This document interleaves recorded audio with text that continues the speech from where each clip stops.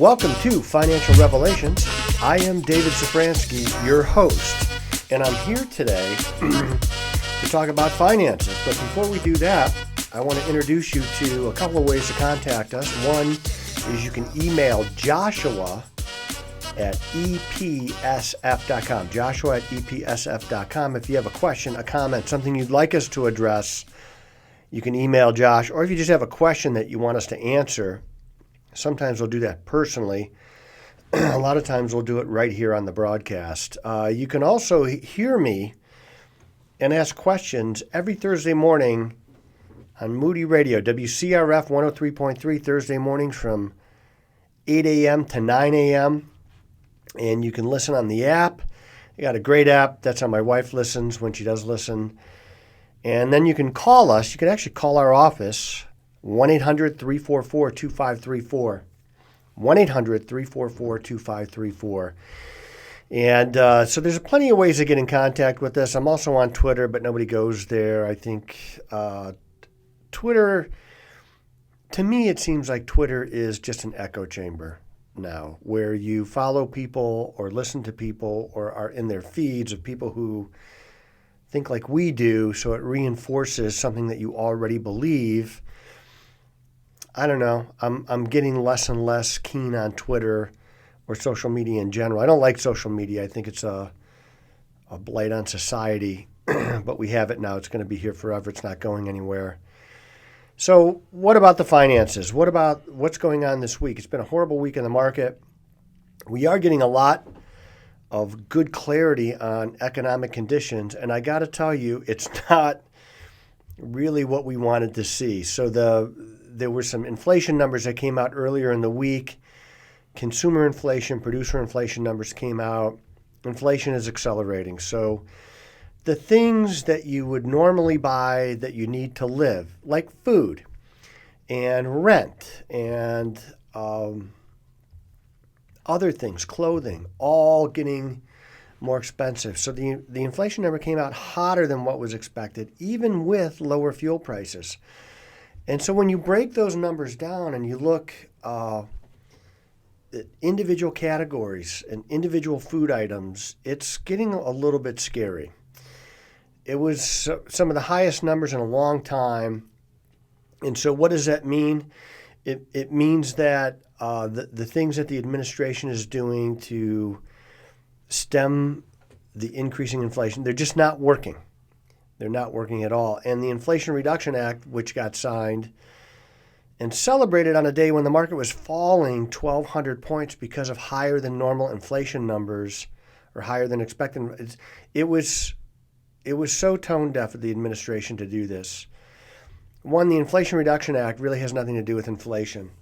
It's a climate bill, and they named it that. I don't know what they thought people would think. But the Fed on next week, Chair Powell is going to raise rates by 75 basis points next week. Mortgage rates on the 30-year fixed mortgage are probably going to be in the mid to higher 6%. I want you to think about something. 2 years ago, that rate on the 30-year fixed mortgage was 2.75%. It's going to be almost 7% at the end of next week. It's doubled in 2 years. That is a very fast move. The housing market is going to slow because it's getting more expensive to own a house, to buy a house. And you know, if you're going to sell a house right now, let's say you don't have a mortgage or you have a 3% mortgage, it's going to be a really tough sell to go from a 3% mortgage to almost a 7% mortgage. That's what slows down the housing market right there, just the cost of carrying that house. And if you look at a $300,000 house at the market's lowest interest rate on a 30-year fixed to what they're going to be next week, it's almost a $700 a month difference in payment. That's a lot of money. And you know, one of the things that inflation does that is hard to calculate is the psychology that comes from inflation. And entrenched inflation and what it does to people, and they're thinking about how they spend, and that's what the Fed is trying to get in front of, and they're not doing it. They're not doing it. So they're gonna raise. I have some predictions. We'll get to that in a second. But so the housing market is going to slow. It is slowing. The job market, what the information that we got is the job market is still pretty hot, 3.6% unemployment. And just today or last night, FedEx, the big shipping company, Federal Express, FedEx as we know it, they missed their number completely. They had a horrible profit number, and the CEO thinks that a global recession filled with pain is in the offing for the United States and the world. It's going to be a global recession, he says. Now, you got to kind of take this with a grain of salt because CEOs tend to talk their book, and they had a horrible quarter.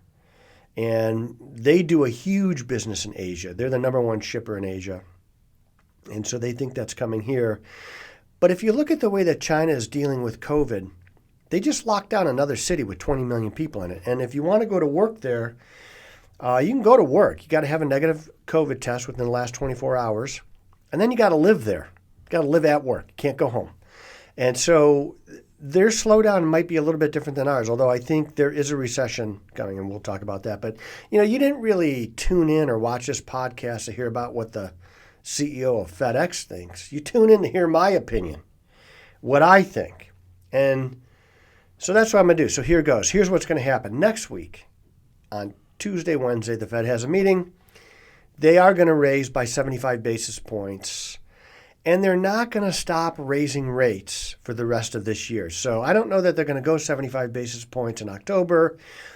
My guess is that they won't. I think they'll start going 50 basis points because when you raise rates, when the Fed raises rates, one of the things that we have to realize is that for that rate hike to go all the way through the economy, to affect everything it's supposed to affect, it takes about 6 months. So there's a huge lag effect to what the Fed does where the real, there's an initial reaction, usually by the stock market, usually wrong, but to affect everybody, it's going to take 4 to 6 months. And so if they do 75 basis points every meeting, that effect that's going to happen 6 months from that last rate hike, it's hard to calculate, and probably they're going to overshoot if they do that. So I think that they go 75 basis points next week, October 50, November 50, potentially, and then in December, 25 basis points, and then it's stop. And they might even stop for December. It is going to be very data dependent, but the inflation numbers are going to be high, and they're going to remain high for longer than what we had hoped, and fuel prices are going to go back up in the winter. So they're going to, what the Biden administration did is they solved the short-term problem of high fuel prices by not fixing the actual cause. All they really did is dump oil into the market from the Strategic Petroleum Reserve, and they're going to refill that at around $80 a barrel. Congress, the Democratic Congress, stopped Donald Trump from filling up the Strategic Petroleum Reserve at $24 a barrel. So you can see how political these things are. But we're going to do it now at $80 a barrel, very detrimental to us. But fuel prices are going to go up over the winter. In Europe, and this is not a joke, this is not me being sarcastic. In Europe, energy prices are 15 to 20 times higher than they are here. Natural gas is 20 times more expensive in Europe than it is here right now. They're probably going to find people frozen to their floor in Europe this winter because people aren't going to be able to afford to heat their house. It's real. I'm seeing this happening now. Russia shut off the Nord Stream 2 pipeline. We don't have enough supply right now to ship over there because we're making it hard to drill. I just read an article this week about the Permian Basin, which is North Dakota, South Dakota area, where when you drill an oil rig, a natural gas well, what happens is the pressure is really high immediately. But within a year, that pressure starts to drop off because you've released the pressure. There's just not as much pressure, not as much gas coming out. And so you need to be increasing the wells. Well, we're about 50% of the wells that we need in the Permian Basin just to maintain our supply. So gas is going to be in short supply here. So I'm not saying that natural gas is going to go up by 20 times. It's definitely going to be more expensive. So is gasoline. So is electricity. Everything's going to be more expensive. I don't know that you'll be finding people frozen to their floor here in the United States, but people are going to have to make some choice because they're already paying more for just living, just going to the grocery store. You could see the prices. Milk, bread, eggs, all way more expensive. Eggs are like 3 times the cost of what they were just a couple of years ago. And the housing market is going to slow quickly and dramatically because at a 7% mortgage, you're just pricing a lot of people out of the market. And this is what the Fed is trying to do. They're trying to slow everything down. And I think by the end of January, you're probably going to get an unemployment rate that is approaching 5%, which is where the Fed thinks unemployment should be. Now, the reason why they consider 5% unemployment full employment is because there's a good balance of available workers and available jobs at 5% unemployment, meaning that employers don't have to pay somebody $25 an hour to work at Wendy's or other fast food restaurants, but workers can still get a pretty decent wage to work at those places. So I hear this argument all the time. Well, you should be paying a living wage to work at Wendy's. Well, fast food jobs are never really meant to be permanent jobs. They're more like high school jobs. Now, there's going to be a manager there and probably a shift supervisor that's going to make a little bit more money. But most jobs, you don't want people working minimum wage jobs. You don't want them living there. You want them to get educated, trained, or do something to where they can do a job that isn't minimum wage. And it's funny. You don't hear anybody about arguing about raising the minimum wage anymore because the market took care of that. And at 5% unemployment, there's still going to be competition for jobs. Most people will not be making the minimum wage. And so you're not going to hear the best cure to minimum wage is growing the economy. Well, we're not growing the economy right now. We're shrinking the economy, and the Fed's going to shrink it even more because of inflation. And this is the insidious nature of inflation because I still do the exact same things I've always done. I haven't curtailed my driving. I'm flying just as much. I'm going to keep my house the same temperature. But if you're at the lower end of the socioeconomic scale, you don't have those choices. There's no money to pay for it.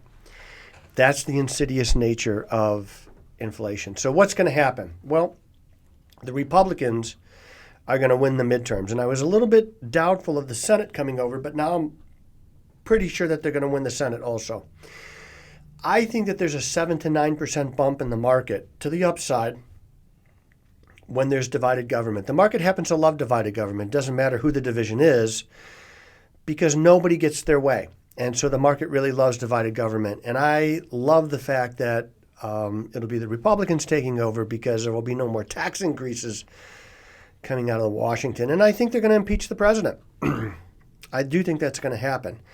And that will end any further damage that the administration can do to the economy. And I think that there's another little bump in the market when that happens because that's going to solidify that's going to solidify the change in tone from Washington, that there will be they can still do executive orders and things like that, but even those are going to be less because they're out of favor. And I do think that there's a recession coming next year as the Fed overshoots the number to lower rate, and they're going to have to lower rates later on in the year. So what the Fed is going to do is they are going to go 75 this month and then 50-50 and then probably 25. But remember, 6 months for the full rate effect to hit. That's going to be, so if they do the last rate hike in December, you're talking about June until it's all filtered through. And I think by that time, the Fed is going to realize, okay, and by the way, they don't mind overshooting their number because it's not an exact science. So many things can change. It's just not an exact science for the Fed. So if they have a choice to undershoot or overshoot, they'll choose overshoot. And that's what they're going to do.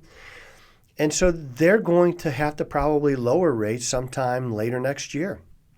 And again, that will be another bump in the market. Now, it's not all bad. There's still ways we can make money. I like the defensive trade right now. I've been buying energy.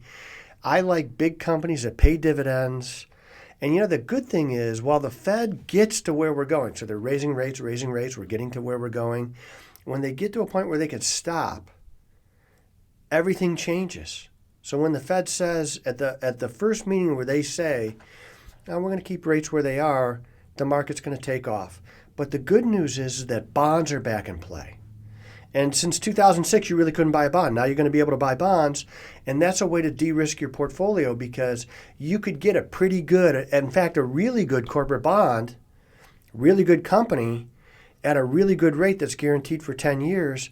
That takes risk out of your portfolio. So while the Fed gets to where they're going, there's dislocation. When they have arrived at where they're going, the dislocation kind of ends, and now the horse trading can begin, and bonds are back in place. So I really love that. We'll be able to de-risk a lot of portfolios, get some guarantees in there, but still buy the stocks that we love.